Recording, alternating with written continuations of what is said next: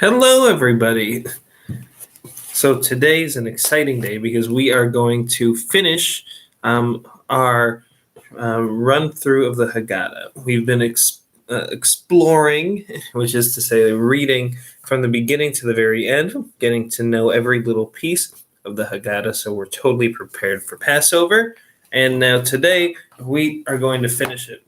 So if you've been following along, we've had the last two sessions we've been focusing on Magid because that is really the heart of the Seder. And today we're going to finish it up. Now, if you remember, we discussed how the Magid section is actually made up of four separate sections, each one with a very clear structure. And the structure of each of these sections is declaration, question, answer, praise. Declaration, question, answer, praise. And that happens 4 times over the course of Magid.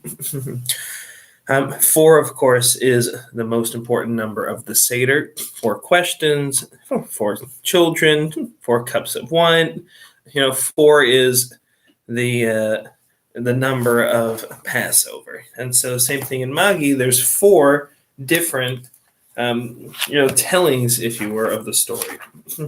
So we ended last time with the praise part of the 3rd section of Magid, the declaration, question, answer, praise. That was Dayenu, and today we're going to start with the end of Magid, the last quarter. So this begins, you can look in your own Haggadah for the Hebrew words, al achat kama v'kama toda kefula. It says, how multiple then is this is the declaration, by the way. How multiple then is our debt to Hamakom? For he took us out of Egypt. Hamakom is God, of course. For God took us out of Egypt, inflicted judgments upon them and their gods, and killed their firstborn, and gave us their riches, and split the sea for us, and let us pass through it on dry land, and sank our foes in it, and satisfied our needs in the desert for 40 years. And fed us manna, and gave us Shabbat, and brought us near to God at Mount Sinai, and gave us the Torah, and brought us into the land of Israel, and built the Beit HaMikdash to atone for our sins. So what this declaration is, it's just kind of a recap of Dayenu. It takes the whole story of Dayenu and distills it down to a declaration. Now, why would we be repeating everything that we just said in Dayenu? Well, remember, one of the goals of the Seder is to expand as much as possible on the Exodus from Egypt. And part of that is expanding on praising God who took us out of Egypt. So we had Dayenu, which is an expansive song of gratitude. And then we expanded again by distilling it and then declaring it a second time. Now for the question part. So this, I think, is the most critical part of the Seder. This is the part, if you're following along in your own Haggadah, it says, Rabban Gamliel Haya Omer. Rabban Gamliel used to say, whoever has not discussed these 3 things on Passover has not fulfilled their obligation. Okay, so this is, already by the intro, you know this section really matters. Because although our goal is not to do the bare minimum at the Seder. Remember, the goal is to be as expansive as possible. Here, what we're saying essentially is, if there was a bare minimum, these would be the 3 things you have to talk about. And remember, this is the question part of this last, section of Magid. And it says, the Korban Pesach, Matzah, and Maror. If you don't talk about these 3 things, then you have not fulfilled your obligation of the Seder. And so then we begin with our questions. What is the reason for the Korban Pesach? And by the way, when we say that, we point to the shank bone on the Seder plate. Now, some people don't have a shank bone. Some people use a chicken bone. Some people use a beet. But in any case, you point to it at the Seder plate and you say, what's the reason for this Korban Pesach that our ancestors used to eat at the time when the temple was standing? That's our question. And then we have our first answer. Because God, blessed be He, passed over the houses of the ancestors in Egypt. Because the sacrifice is called the Pesach. And Pesach means to jump over, like to pass over. And so we're officially acknowledging the pun here. And then we ask another question. Don't forget, this is the question section, but it's kind of the question and answer section are kind of intermingled here. So it says, then we point to the matzah, or we lift the matzah, and we say, what's the reason for this matzah which we eat? Because the dough of our ancestors did not have enough time to rise before God revealed himself to them and redeemed them. And then we ask our last question. We point to the maror, or we lift up the maror. And it's important that we actually lift it. I mentioned this before, but if you've ever taught in a classroom, if you've ever tried to instill something to adults or children, it's really important to have props. And here, the reason that we talk about Passover this night, specifically, we mentioned this earlier in a different section of Magid, is because one should talk about the Exodus at a time when one has these props in front of them, when one actually has the Seder plate in front of them. So when you have the shank bone, you should say, why do we have this? When we have the matzah in front of us, we have the maror, that's the time when we lift it up. And we don't want to pass over the fact that we have these in front of us. So that's why we actually point to the maror, or we lift up the maror, and we say these words. We say, what's the reason behind the maror which we eat? Because the Egyptians embittered the lives of our ancestors in Egypt. Question answered. And then we have the beginning of our section of praise. Remember, what we're looking for in each of these, different quadrants of the Magid section is declaration, question, answer, praise. And Magid is broken up into 4 sections. And here we begin the praise section, the last section of this part of Magid. And it says, in each and every generation, one is obligated to view oneself as though he's gone out of Egypt. As it said, and you should tell your child on that day, it's because of this that God did for me when I went out of Egypt. Not only did God redeem our ancestors, but God redeemed us too.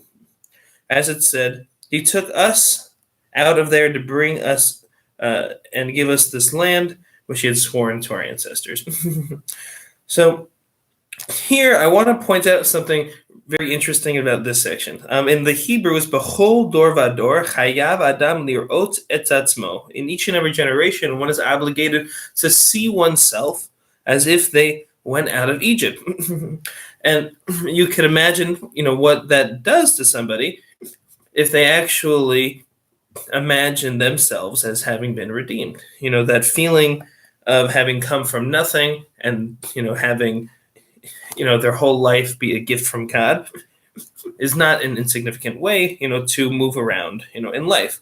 But I want to point out in the Mishnah, this line itself actually comes straight out of the Mishnah, our text, which was an oral tradition, but written down in the year 200. And there's actually 2 versions of this line.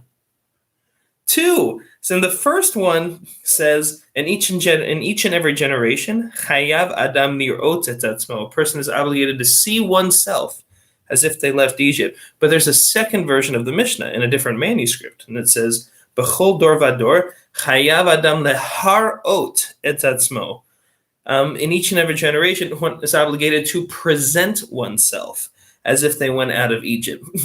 Which is to say, at the Seder, we should actually be dressing up as if we're leaving Egypt. If you read in the Torah, the description, people had their staves in their hand, their shoes on their feet, their belts on, like ready to go. And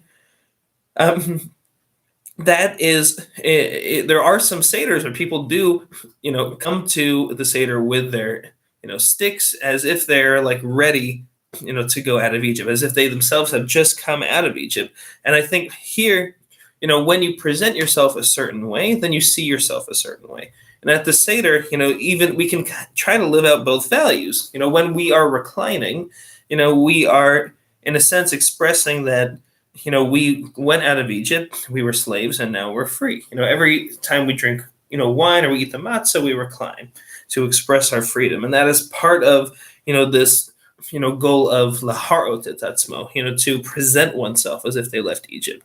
And then through the Seder, through acting out, as it were, all these different pieces of the Seder, through leaning, through eating the matzah, just like, our Israelite ancestors that left Egypt, we present ourselves as if we left Egypt, and then maybe we can reach the point where we actually see ourselves as if we left Egypt too.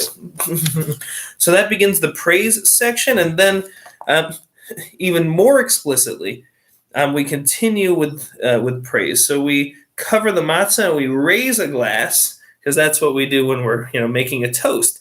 And we say, this is in the Hebrew, it starts with lefichach anachnu chayavim. It says, therefore, it's our duty to thank, praise, laud, glorify, aggrandize, extol, bless, exalt, and acclaim the one who performed all of these miracles for our ancestors and for us. For God brought us from slavery to freedom, from anguish to joy, from mourning to festivity, from darkness to great light, and from servitude to redemption. Let us say before God a new song, praise God, hallelujah. So there's not a more praisey paragraph, I think, in the entire Haggadah. And it makes sense, because we're at the end of Magid now. And so we want this last bit of praise to really be through the roof. So we start that, but then we actually have Psalms from Hallel. So Hallel, remember, is a service we're going to do at the end of the Seder. That's the second to last thing we do. Remember, it goes Hallel and then Nirtza at the end of the Seder. Well, we actually begin Hallel earlier in the Seder, here at the end of Magid. So here, then we're going to say Psalms 113 and Psalms 114. Now, these are the normal Psalms that would begin Hallel. And we start them here for two reasons. One, because, this is, part of like bringing, a little elevated praise into this moment. But second, if we start Hallel here, then there's a good chance that we'll be able to continue it toward the end of the Seder. We're not going to burn out, if you will. Like, we're going to get to the end of the Seder, and because we will have already started Hallel, you might be more inspired to complete it, means you've already, begun it earlier in the Seder. So then we say Psalms 113, Psalms 114. By the way, those are, Betzeit Yisrael mi Mitzrayim. That's Psalm 114. That's how that ends. And then finally, the end of Magid. Raise a glass. And remember, the second cup of wine has remained full for the entire Magid section. This cup of wine has, been a witness, as it were, to our telling of the story. So we raise it, this cup that has joined us, through our journey from slavery to freedom, and we say a blessing of praise. We say, blessed are you, Adonai, our God, King of the universe, who's redeemed us and redeemed our ancestors from Egypt and enabled us to live to this night to eat matzah and maror. So God and God of our ancestors, may you enable us to live to other festivals and holidays, which will come to meet us in peace, happy in the reconstruction of your city, and joy in your worship. May we eat, the Pesach sacrifices someday, in Jerusalem. And may we thank you with a new song for our redemption and the liberation of our soul. Blessed are you, Adonai, who redeemed Israel. And then we say, Barei Hagafen. Baruch atah Adonai Eloheinu melech haolam, Barei Pri Hagafen. And then we drink the wine. Second cup, done. Magid section is done. Now we have achieved what we came here to do. You might think that we came here to eat brisket. No, we came here to tell the story of the Exodus. And if you've done the Magid section, correctly, then you've expanded on the telling of the story, which is the whole goal of the night. So now we've earned our meal. So we do rochza now. This is hand washing, and this is hand washing with a blessing, because we are about to have matzah. Then we, after everybody's washed their hands, we take 2 complete matzahs, and we say blessing, first hamotzi, because this is bread. And then we have a special blessing on eating matzah because it's a mitzvah from the Torah to eat matzah on Passover. And so because it's a mitzvah in and of itself to eat matzah, we have a special blessing for it. This is the blessing that ends Asher kichanu b'mitzvotav v'tzivanu al achilat matzah. And then we eat matzah. Now, I want to take a second and talk about what it means to eat matzah. You might think that you filled your obligation to eat matzah if you take a little bite. Well, our rabbis discuss this at length and ask the question, what does it mean to have a significant eating? Does it count as eating matzah if you have a little piece, or does it need to be more? And they said what makes an amount of food significant is if it's the size of an olive, and the size of an olive is not like this, but it's water displaced by that amount. So I'm going to show you. This is a book called Halachos of Kazayis. A Kazayit is a olive, and this is, of course, the laws of Kazayit. So this is a book. There's all kinds of pictures of different foods, so you know how much food actually counts as a significant amount that you would have to say a blessing over. So I'm going to show you. This is a picture of matzah. This is what you would call a kazayit of matzah. That's not a small piece of matzah. And that's the ideal. If you are going to actually fill your obligation to eat matzah, then you might want to try, if you can stomach it, to eat that much. I know it's intense, but I'm just the messenger here. I'm not, okay, but take this. Okay, get this. Then after matzah, of course, it's a mitzvah to eat maror. Remember, in the Torah, it commanded us to eat maror. So after we eat matzah, then we say a blessing on maror. This is the one that ends with al achilat maror. And look at this. So there's two kinds of maror. First of all, Sephardim use romaine lettuce. This is a kazayit of lettuce, people. That's intense. That's a big piece of lettuce. But look at this. For all my Ashkenazi friends out there, that's the kazayit of horseradish. I don't think anybody can eat a kazayit of horseradish. What we do at our Seder in order to try to reach that threshold, that olive amount threshold, is we take some of the horseradish, but we put it on romaine lettuce. So that way, this is also considered maror. And on the Seder plate, this would be your chazeret. Your it's another kind of maror that you would have on your Seder plate. So we mix the two, so that way we can make sure to try to get to that kazayit amount. So you eat the matzah, you eat the maror, and then we have korech.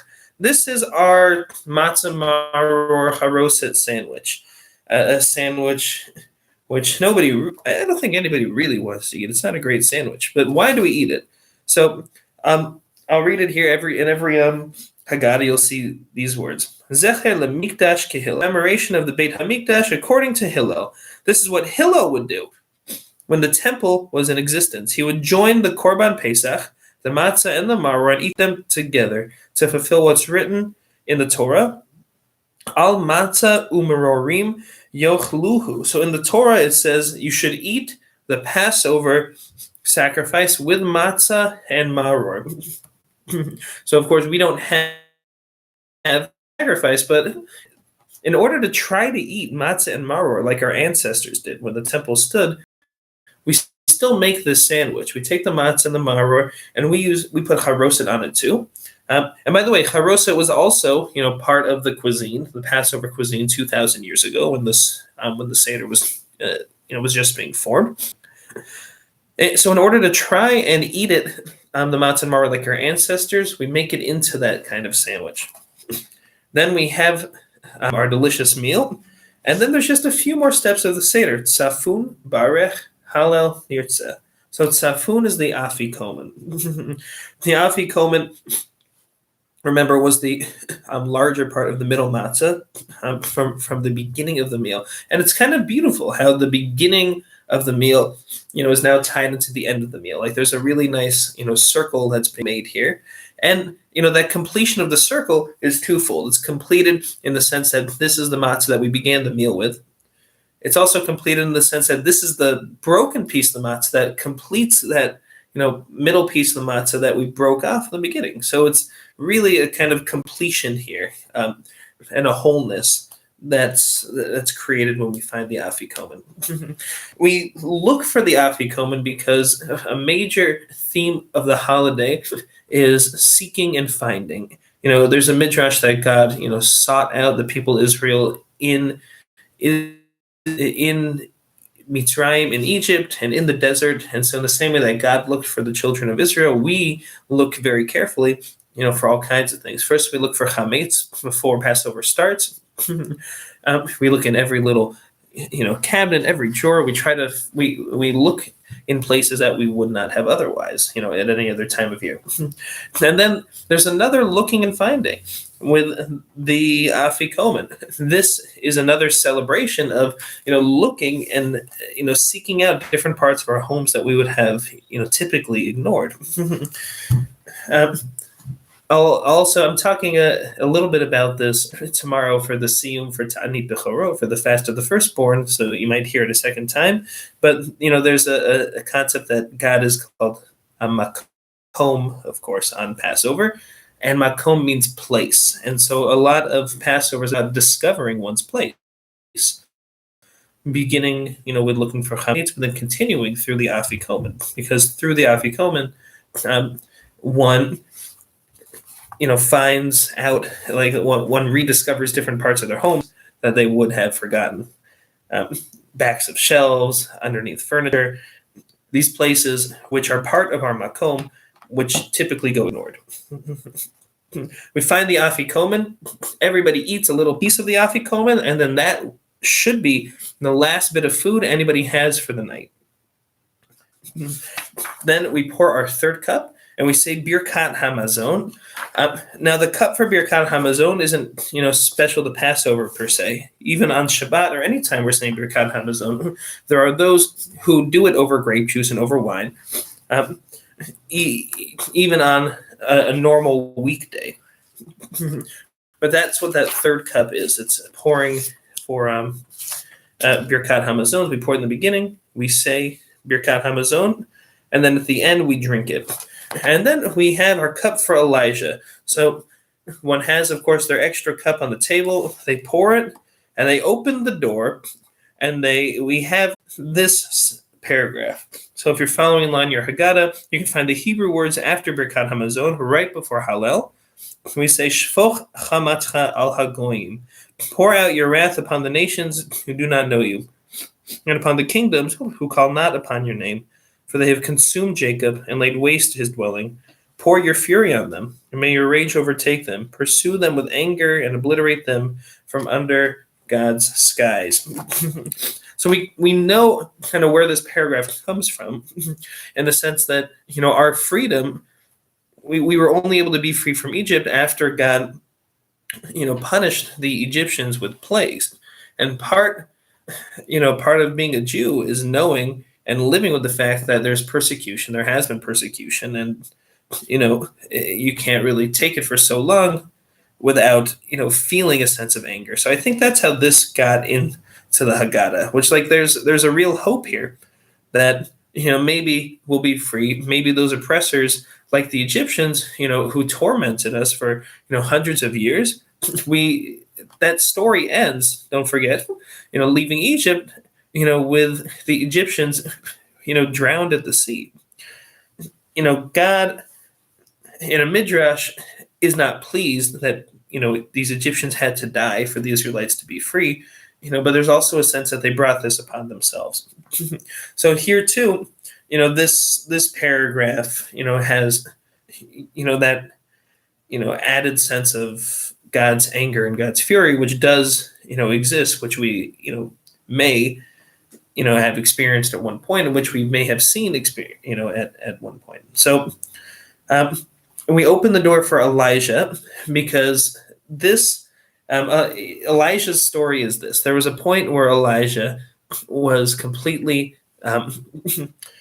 had completely given up on the Jewish people and ran into a mountain, it happened to be Mount Sinai, and complained to God that there were no other Jews left except him. Well, kind of as a karmic punishment for Elijah, who in Tanakh we read did not die. His spirit, however you want to imagine it, still lives on. Is kind of a punishment for him. We invite Elijah into every moment that has to do with expressing Jewish peoplehood. So here, we're inviting him in as if to say, no, Elijah, you were wrong when you said that Jews aren't keeping our holidays anymore, don't care about God. No, look at our Seder. We're still expressing now gratitude for coming out of Egypt. That's also why, by the way, we have a chair for Elijah at a bris, because a bris is also an expression of Jewish peoplehood. This is the first mitzvah. This connects us all the way back to Abraham, as if to say, the line of transmission, this line, of our tradition has not been broken. And so we invite Elijah into those moments and into our Seder too. And a third reason we invite Elijah is Elijah is supposed to be, the one who announces Mashiach, who announces Messiah. And toward the end of the Seder, we're getting a little, we're working our way towards saying the words next year in Jerusalem. And part of what we mean by that is next year in a kind of elevated, spiritual place. And the reason we know that is because even in Jerusalem, one is obligated to say next year in Jerusalem. But even if you're there physically, it means something more than just physically. It means, in a world of peace. And so we invite Elijah here because we're working our way towards saying those words.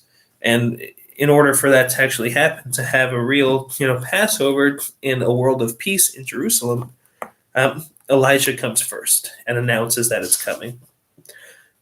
Okay, that is the Birkat Hamazon. That is Barech, and then finally Hallel. So remember, we started Hallel earlier in the Magid section.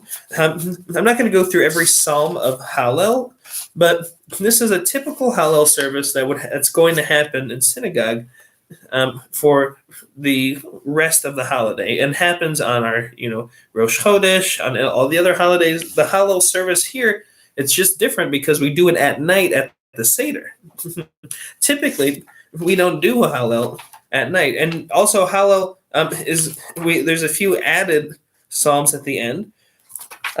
Specifically Psalm 136. This is the one that is call and response with Hodu Ladonai Ki Tov, Ki Leolam Chasto, where every line has those words Ki Leolam Chasto. And then finally we say Nishma Kochai, which is another prayer of praise that we typically reserve for Shabbat and holiday mornings. But we'll do it all the way through Shochen Ad and Yishtabach, these pieces of our liturgy that we usually only see during morning services, make it into this, make it into our Seder, because remember, this is a night of added praise. We want to, expand praise, expand the story of the Exodus as much as possible.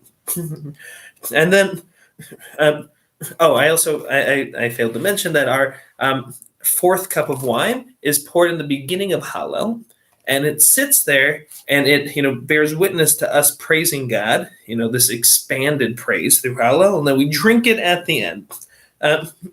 So at the end, right before Nirtza, you'll see this blessing. First we'll hold up our wine. After Hallel, we'll say Borei Pri Hagafen, and then we have a prayer of hope. It says, "Blessed are you, Adonai, our God, King of the universe, who's created the vine and the fruit of the vine and the produce of the field, and for the precious goods and the spacious land that you willed to give us as an inheritance. May we eat its fruit, be satiated by its goodness. Have mercy, Adonai, on Israel, your people, and on Jerusalem, your city, your abode of your glory, and on your altar of your temple. Rebuild Jerusalem, the city of sanctity. Bring us up into it, and let us rejoice in its construction. Let us eat of its fruits and be satiated by its goodness." So at the end of the Seder, we have a prayer of hope. That after praising God, we say, God, may we do this someday in Jerusalem. And then finally, we say that explicitly with Nirtza, we make a declaration saying that the order of Pesach has come to its end in accordance with the halacha, in accordance with all the laws and its statutes. And just as we have been worthy of making the Seder this year, so may we be worthy of making it in the future. God, who dwells in heaven, raise up the uncountable congregation of Israel in the near future. Lead the shoots you have planted to Zion joyfully. And then we say, L'shana haba'a b'Yerushalayim, next year in Jerusalem. So we finally end with that, messianic hope that someday we'll be together celebrating Passover with the temple built in Jerusalem in peace. Seder over. That's the end of the Seder. But of course, remember, part of the night is expanding praise, expanding song, expanding joy. And so after the Seder is officially over with Nirtza, there's, some of the most beloved songs of the Seder, including, Echad Mi Odea, Who Knows One, including Adir Hu, including Haggadah, our song about a goat that, our dad bought. And each of these, has made it into the Seder because the songs are beloved and they each, do their job in expanding praise and expanding the story. Haggadah, for instance, is a metaphor for, the experience of Israel, throughout history, where we're the little goat and there's all these, great empires that are trying to destroy us, but it all comes back, to that little goat that our dad bought, which is to say, that, God redeemed. So with that, I hope you have a wonderful Passover. I hope these videos were in any way helpful. I know it was a lot, but of course the Seder's a lot. But we did it. We made it through the whole Haggadah. And I wish you a Chag Sameach and a wonderful holiday.